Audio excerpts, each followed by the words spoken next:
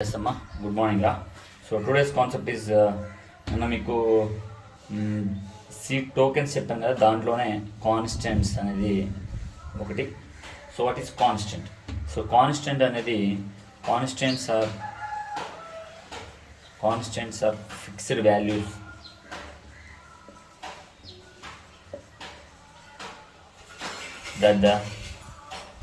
that the program cannot alter.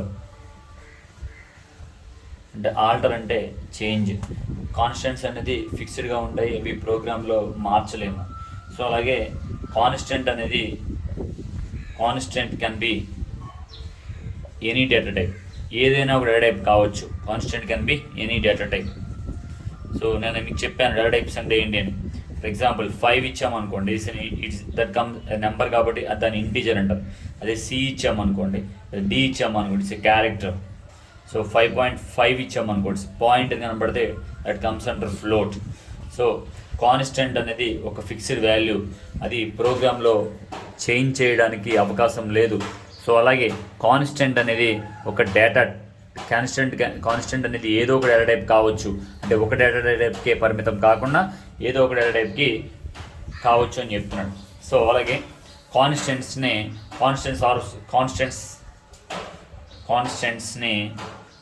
Are also called literals అండి. Literals. So literals అన్న constants అన్న ఒకటే. So అలాగే there are four basic constants అండి. Constants types 4 ఉన్నాయండి. సో ఫస్ట్ ఏంటి అంటే ఇంటీజర్ కాన్స్టెంట్.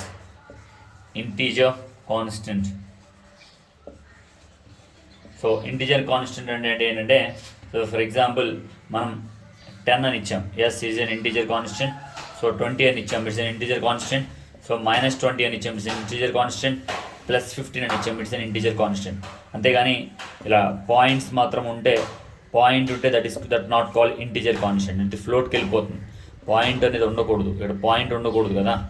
సో పాయింట్ ఉంటే it comes under float constants. So integer constant అంటే ప్లస్ పెట్టు మైనస్ పెట్టు ఏదో ఒక నెంబర్ ముందు, సో దాన్ని ఇంటీజర్ కాన్స్టెంట్ అని అంటారు. సో నెక్స్ట్ వచ్చేసి float constant.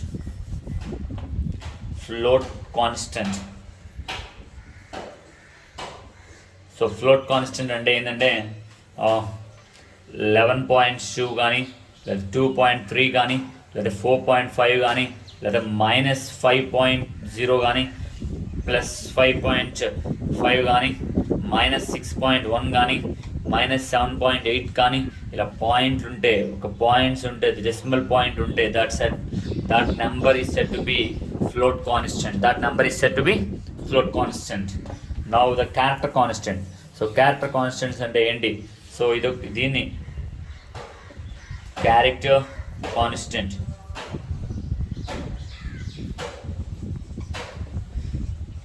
So character constant అంటే ఏంటంటే, A it's character constant, B C D E G H I K L M N Z O అలా ఇవన్నీ కూడా క్యారెక్టర్ కాన్స్టెంట్స్. అంటే ఏదో ఒక క్యారెక్టర్ కాన్స్టెంట్ అని అంటూ ఉంటారు. సో నెక్స్ట్ ఈ స్ట్రింగ్ కాన్స్టెంట్. స్ట్రింగ్ అంటే ఏంటి? స్ట్రింగ్ అంటే group of collection of characters is called in string constant.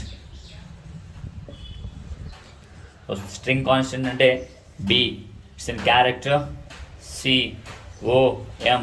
So group of characters కదా, 1 2 3 4 క్యారెక్టర్స్ కలిపి ఉన్నాయా, that is called a string. అంటే ఒక పదాన్ని, ఒక అక్షరాన్ని క్యారెక్టర్ అంటారు, ఒక పదాన్ని, ఒక వర్డ్ని ఏమంటారు? స్ట్రింగ్ అని అంటారు. ఏమంటారు? స్ట్రింగ్. సో స్ట్రింగ్ కాన్స్టెంట్కి ఇది వస్తుంది. లేకపోతే బిఎస్సి ఆల్సో కమ్స్ అంటారు స్ట్రింగ్ కాన్స్టెంట్. లేదా బిఏ 2 అక్షరాలు ఉన్న 2 అక్షరాలు కలిపి ఒక పదమైంది కాబట్టి. సో లేకపోతే సి లాంగ్వేజ్.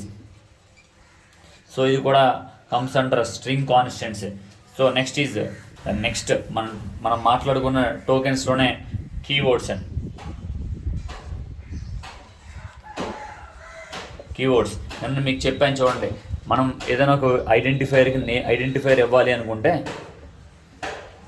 అలాగే ఒక వేరియబుల్ ఇవ్వాలనుకుంటే కీవర్డ్స్ తప్పితే కీవర్డ్స్ తప్పితే మిగతా ఏదైనా ఇచ్చుకోవచ్చు. కీవర్డ్స్ 32 ఉంటాయి. సిలో 32 కీవర్డ్స్ ఉంటాయి. ఆ 32 కీవర్డ్స్ తప్పితే ఏమైనా ఇచ్చుకోవచ్చు. సో 32 కీవర్డ్స్ ఎవరు కనిపెట్టారు అంటే ప్రీ డిఫైన్డ్, అంటే ఎవరో ఆల్రెడీ సి లాంగ్వేజ్ నువ్వు కనిపెట్టింది కాదు, నేను కనిపెట్టింది అసలు అది కాదు. సో ఎవరో ముందుగానే అవి కీబోర్డ్స్గా అవి కనిపెట్టడం జరిగింది. ఎందుకు కనిపెట్టడం జరిగిందంటే ఆ ప్రోగ్రాంలో అస్తమాటు అవి చాలా ఉపయోగిస్తూ ఉంటారు. సో అవి ముందుగానే ఎవరో కొన్ని వర్డ్స్ కనిపెట్టారు. ఆ వర్డ్స్ కనిపెట్టినప్పుడు ఆ వర్డ్స్ ఏమిటి అంటే, so first is auto, break, case, character, continue, default, do, double, D O U B L E double. So కాన్స్టెంట్ని ఇలా అంటారు. సో ఎల్స్, ఈనోమ్ అంటే enumerated type, extern, float, for, go to, if, int. Int అంటే ఏంటి? Long, integer, long, short, register, size of, signed, static, struct, type definition,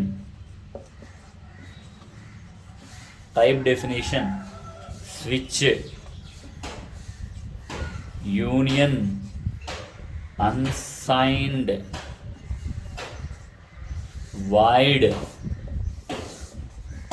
volatile, while.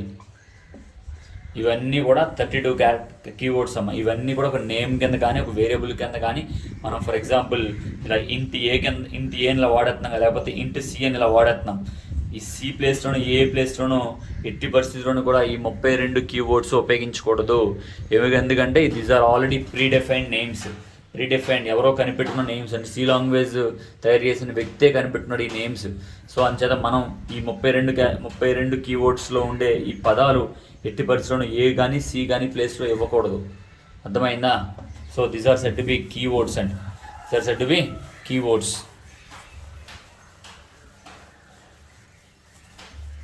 So next input output statements in C.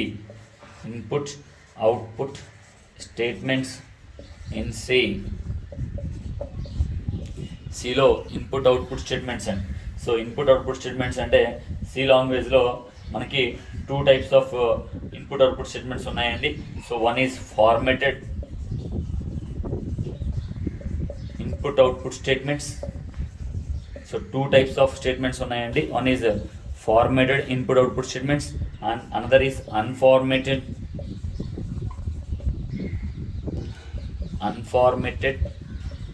Input output statements. So 2 types of statements ఉన్నాయి. Formatted input output statement, unformatted input output statements. So ఎందుకు input output statements అని ఎందుకు మాట్లాడుకుంటున్నామంటే, so మీరు ఇక్కడ గమనించాల్సింది ఏంటి అంటే, నార్మల్గా మనందరికీ తెలుసు సిస్టమ్కి మనం ఏదైనా ఇవ్వాలి అంటే సిస్టమ్కి ఫర్ ఎగ్జాంపుల్ ఇలా ఒక కంప్యూటర్ ఉందరా, ఇలా ఒక కంప్యూటర్కి మనం ఏదైనా ఒక మై నేమ్ ఈజ్ ఏదో పూజ అనుకోండి. సో ఇలా మై నేమ్ ఈజ్ పూజ అనుకోండి, ఇలా ఇవ్వాలి అనుకుంటే మనం కీబోర్డ్ ద్వారానే ఇస్తాం, యూజింగ్ కీబోర్డ్. సో అంటే ఏంటి? ఇది ఇన్పుట్టే కదా. సో అప్పుడు నువ్వు ఇక్కడ టైప్ చేసింది ఇక్కడ కనపడుతుంది కదా, మై నేమ్ ఈజ్ పూజ అని కనిపిస్తుందా లేదా? సో ఇప్పుడు ఈ కనిపించే భాగాన్ని ఏమంటారండి? అవుట్పుట్ అని అంటారు. సో కొంచెం ముందుకెళ్దాం. సో ఫర్ ఎగ్జాంపుల్ మనం కీబోర్డ్ ద్వారా ఇచ్చింది అది తీసుకుంటుంది. సిస్టమ్ తీసుకుంటుంది, దాన్నే రీడ్ అని అంటారు. తీసుకుంటుంది. నేను మీకు క్లాస్ చెప్తున్నాను, మీరు తీసుకుంటున్నారా లేదా? రీడ్ లోపల తీసుకున్నాం, మీ బ్రెయిన్లోకి తీసుకుంటున్నారా లేదా? రీడ్. అలాగే కీబోర్డ్ ద్వారా ఇచ్చింది ఏం చేస్తుంది, తీసుకుంటుంది. సో తీసుకుని ఏం చేస్తున్నారు, మీరు క్లాస్ విని ఒక బుక్ మీద రాస్తారా లేదా, రాస్తారా లేదా. సో అంతే, మీరు కీబోర్డ్ ద్వారా మై నేమ్ ఈజ్ పూజ అని ఇస్తే తీసుకుంటుంది, దాన్ని రీడ్ అంటారు.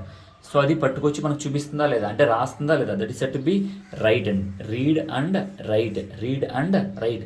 సో మనం కీబోర్డ్ ద్వారా ఇస్తే అది తీసుకుంటుంది, అంటే రీడ్. సో అది మనకి ఏమి ఇచ్చామో అది మనకు చూపిస్తుంది, దాన్ని ఏమంటారు, రైట్. సో ఇప్పుడు ఇన్పుట్ అవుట్పుట్ స్టేట్మెంట్స్ అంటే ఎందుకు అంటే రీడ్ అండ్ రైట్ ఆప్షన్స్ గురించి, అంటే ఒకటేమో ఇన్పుట్ ఒకటేమో అవుట్పుట్ గురించి. ఓకే, సో నెక్స్ట్ ఇప్పుడు మనకి ఫార్మేటెడ్ ఇన్పుట్ అవుట్పుట్ స్టేట్మెంట్స్లో ఏముంటాయి. సో ఫార్మేటెడ్ ఒకటి, అన్ఫార్మేటెడ్ ఒకటి అని చెప్పుకున్నాం కదా. So formatted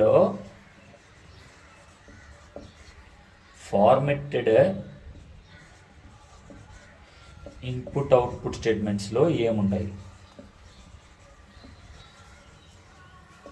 formatted input output స్టేట్మెంట్స్లో ఏముంటాయి, రెండే ఉంటాయి. ప్రింట్ఎఫ్ ఒకటి, ప్రింట్ఎఫ్ ఫంక్షన్, స్కాన్ఎఫ్ ఫంక్షన్ అని అంటారు. ప్రింట్ఎఫ్ ఫంక్షన్, స్కాన్ఎఫ్ ఫంక్షన్ అని అంటారు. సో ప్రింట్ఎఫ్ ఏం చేస్తుంది అంటే it is used to right the data. Scanf ఏం చేస్తుంది అంటే it is used to read the data. So let's have an example here. ఒక ప్రోగ్రామ్ రాస్తున్నాను, #include stdio.h main #include stdio.standard input output header file. So main method ఎందుకంటే programme ఎక్కడి నుంచి execute అవ్వాలి. So ఇంట్ A, B, C అని ఇచ్చాను, 3 ఇచ్చాను. మూడిట్లకి ఇచ్చేది నెంబరే కాబట్టి ఇక్కడ ఏం వాడాను, ఇంటీజర్ వాడాను. లైన్ అయిపోయింది కాబట్టి సెమీకోలం పెట్టాను. సో ప్రోగ్రాంలో ప్రింట్ఎఫ్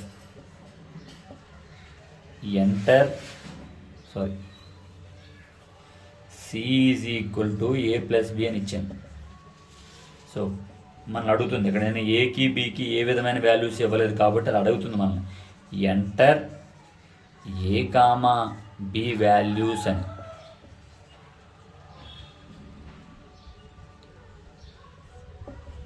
సో ఓకే చూడండి, ఇప్పుడు మనం ఎంటర్ A, B వాల్యూస్ అని అది అడిగినప్పుడు మనం ఇస్తాం ఆటోమేటిక్గా. మనము అది అడుగుతుంది కాబట్టి మనం దేని ద్వారా ఇస్తాము, కీబోర్డ్ ద్వారా ఇస్తాం. అంటే కీబోర్డ్ ద్వారా ఇస్తే అది తీసుకోవాలా లేదా అంటే రీడ్ ఇక్కడ చెప్పాను కదా, తీసుకోవడం అనేమాట రీడ్. సో అంటే ఏం రాస్తారు ఇక్కడ, స్కాన్ఎఫ్. సో మీరు ఫస్ట్ ఏకి ఇచ్చారు, ఏకి ఇచ్చిన వాల్యూ ఇలా నెంబర్ అనుకోండి, మనకు తెలిసింది నెంబర్ అని, మనకు తెలిసింది ఇంటీజర్ అని. కానీ సిస్టమ్కి తెలియదు కాబట్టి అది గుర్తించడానికి ఏం వాడతాము, %d ఐడెంటిఫైయర్, అది గుర్తించడానికి. సో మొదటి ఏకి %d. So next B value కూడా అడుగుతుంది కదా, బి వాల్యూ ఇలా ఇస్తాం, మనకు తెలుసు ఇది ఒక నెంబర్ అని. సో మనకి తెలుసు కానీ సిస్టమ్ అది గుర్తించడానికి ఏం వాడతాం, మళ్ళీ %d వాడతాం. సో ఓకే, నువ్వు ఇచ్చిన నెంబర్ ఎందులో దాచుకుంటుంది, ఏలో, నువ్వు ఇచ్చిన నెంబర్ ఎందులో దాచుకుంటుంది, బీలో. సో బి యొక్క అడ్రస్లో, అలాగే ఏ యొక్క అడ్రస్లోను బి యొక్క అడ్రస్లోను సేవ్ చేసుకుంటాం. సో ఇప్పుడు ప్రింట్ఎఫ్లో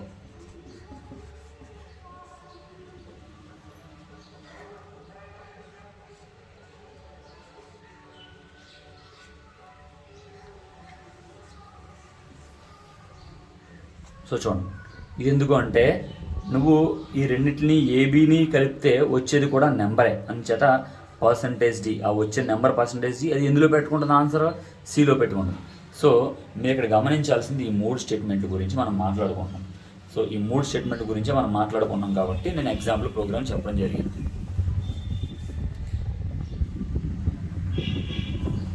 సో చూడండి, ఇక్కడ ఏంటి అంటే ప్రింట్ఎఫ్లో ఇక్కడ ఇది ఎందుకు ఉపయోగించాను, ఈ లైన్ ఎందుకు ఉపయోగించానంటే %d అండ్ సి, ఏది అడ్రస్ ఆఫ్ సి, అంటే మనం C is equal to A+B అన్నాం కదా. సో ఈ 2 వాల్యూస్ని క్యాలిక్యులేట్ చేసి సిలో పెట్టుకుంటాం. అంటే సిలో వచ్చేది కూడా ఒక నెంబరే కదా, అంటే ఒక ఇంటీజరే కదా, అంచేత నేను %d వాడాను. ఆ వచ్చిన ఆన్సర్ని సిలో పెట్టుకుంటాను, ఇది వాడాను. సో ఓకే, ఇప్పుడు ఇది ఏం చేస్తుంది, చివరికి మనకు అవుట్పుట్ చెప్పేది ఇదే. మనకి ఈ మానిటర్లో అవుట్పుట్ చెప్పేది ఇదే. సో దీన్ని ఏమంటారు, రీడ్ అని, సో రైట్ అని అంటారు, రైట్ ఫంక్షన్ అని అంటారు, రైట్ ఫంక్షన్. కానీ మనం కీబోర్డ్ ద్వారా ఇస్తుంటే ఒకటి తీసుకుంటుంది, అదేంటిది, స్కాన్ఎఫ్ తీసుకుంటుంది. నేను చెప్తున్నాను, స్కాన్ఎఫ్ తీసుకుంటుంది. మీకు కొంచెం కన్ఫ్యూజ్గా ఉంటే చెప్పేసి మళ్ళీ రాస్తున్నాను. స్కాన్ఎఫ్ మొదటిగా మనం enter A comma B values అన్నప్పుడు ఏ వాల్యూ ఎంటర్ చేస్తాం, బి వాల్యూ ఎంటర్ చేస్తాం. ఆ రెండు గుర్తించడానికి 2 %Dలు. సో నెక్స్ట్ ఒకటి ఏ వాల్యూ ఎంటర్ చేసినప్పుడు అది ఏ యొక్క అడ్రస్లోను, బి వాల్యూ ఎంటర్ చేసినప్పుడు బి వాల్యూ యొక్క అడ్రస్లోను తీసుకుని లోపల పెట్టుకోండి. అంటే ఇక్కడ తీసుకోవడం అంటే ఏంటి, రీడ్. ఏంటమ్మా, రీడ్. అది తీసుకుని మనకి మానిటర్ మీద ఇస్తుంది. సో ఇక్కడ ఇక్కడ ఇక్కడ చూపించడానికి ఏమంటారు, రైట్ అంటారు. సో లోపల తీసుకోవడానికి ఏమంటారు, రీడ్ అని అంటారు. సో ఇక్కడ రీడ్ అంటే ఏంటి, స్కాన్ఎఫ్. రైట్ అంటే ఏంటి, ప్రింట్ఎఫ్. రైట్ అంటే ఏంటి, స్కాన్ఎఫ్ ఫంక్షన్. స్కాన్ఎఫ్ ఫంక్షన్ మీకు నిన్న చెప్పాను, ఇలా ఏదైనా ఒక రౌండ్ బ్రాకెట్ ఉంటే దాన్ని ఫంక్షన్ అని అంటారు. ఎక్కడ కూడా రౌండ్ బ్రాకెట్ ఉంటే ఫంక్షనే అంటారు. సో ఓకేనా. So these are formatted input output statements అని. సో ఓకే, ఇప్పుడు మనం ఫార్మాట్ స్పెసిఫైర్ గురించి మాట్లాడుకుందాం. ఫార్మాట్ స్పెసిఫైర్లు అన్నా ఐడెంటిఫైర్స్ అన్నా ఒకటేనండి. Format specifiers. ఫార్మాట్ స్పెసిఫైయర్ అంటే ఏంటంటే, నువ్వు ఏ = 5 అని ఇచ్చావు. ఈ 5 అనేది నెంబర్ అని నీకు తెలుసు, బట్ సిస్టమ్ తెలీదు. ఇది ఇంటీజర్ అని సిస్టమ్కి తెలీదు. ఇది గుర్తించడానికి %d వాడతావు. %d వాడతావు. ఎందుకు, to identify integer.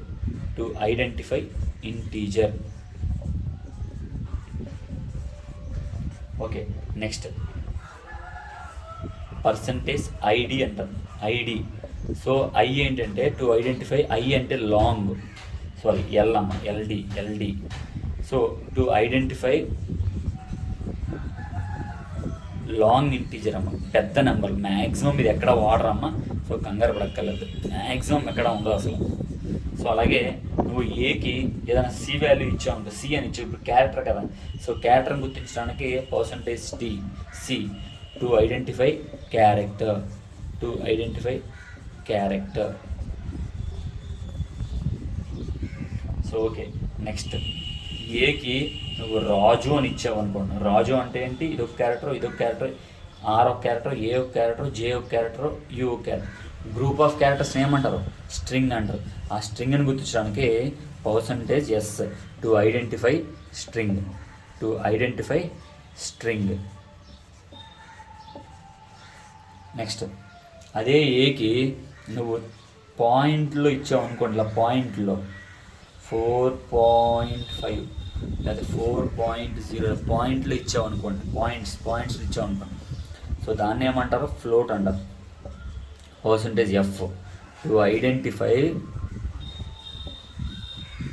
Float. So ఇప్పుడు వీటిని ఏమంటారు అంటే ఫార్మాట్ స్పెసిఫైర్ అంటారు. ఫార్మాట్ స్పెసిఫైర్ అంటే %d అంటే ఖచ్చితంగా ఏ ఫార్మాట్, ఇంటీజర్ అని తెలిసిపోతుంది. అదే %ld అంటే లాంగ్ ఇంటీజర్ అని తెలిసిపోతుంది. %c అంటే క్యారెక్టర్ అని తెలిసిపోతుంది. %s అంటే స్ట్రింగ్ అని తెలిసిపోతుంది. %f అంటే ఫ్లోట్ అని తెలిసిపోతుంది. సో దాన్ని ఫార్మాట్ స్పెసిఫైర్ అని అంటారు. సో నెక్స్ట్ టాపిక్ వచ్చేసి operators in C.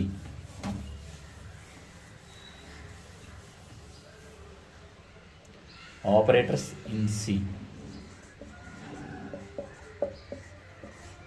In C.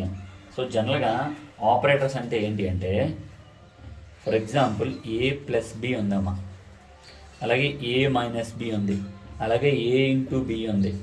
So ఈ మధ్యలో ప్లస్లో మైనస్లని మ్యాథమెటికల్ అయితే a/b అని ఉంది.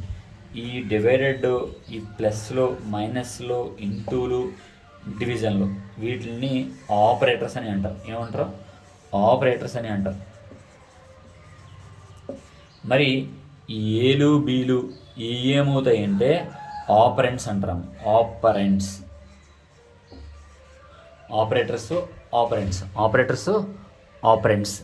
ఓకేనా.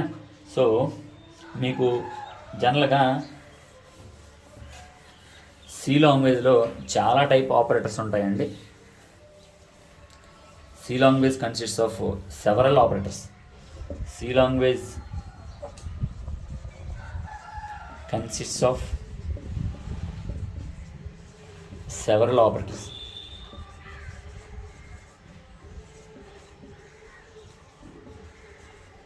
C language consists of several operators. So ఏంటి అంటే arithmetic operator,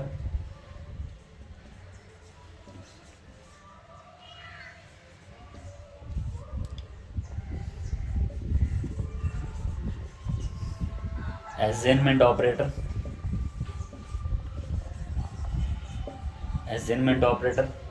relational operator,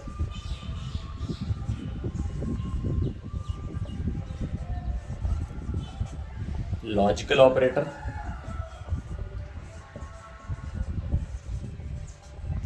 increment decrement operator,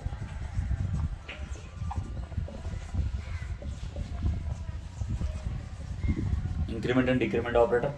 so ఇలా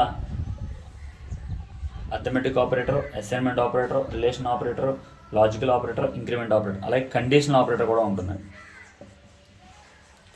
కండిషనల్ ఆపరేటర్. సో ఇది చాలా ఇంపార్టెంట్ క్వశ్చన్ అండి. సో ఇది మీకు నేను రేపు చెప్తాను. ఓకే, అర్థం కాకపోతే అడగండి ఎక్కడ, ఎందుకంటే ప్రోగ్రామేటిక్ మీకు ఫస్ట్ బేసిక్సే ఇవన్నీ. ఇంకా లోపలికి వెళ్ళినప్పుడు అర్థం కాకపోతే అప్పుడు నేను వెనక్కి రాలేను. సో దయచేసి అర్థం చేసుకుని మీరు అర్థం కాకపోతే అడిగేసేయండి. ఓకేనా? Thank you.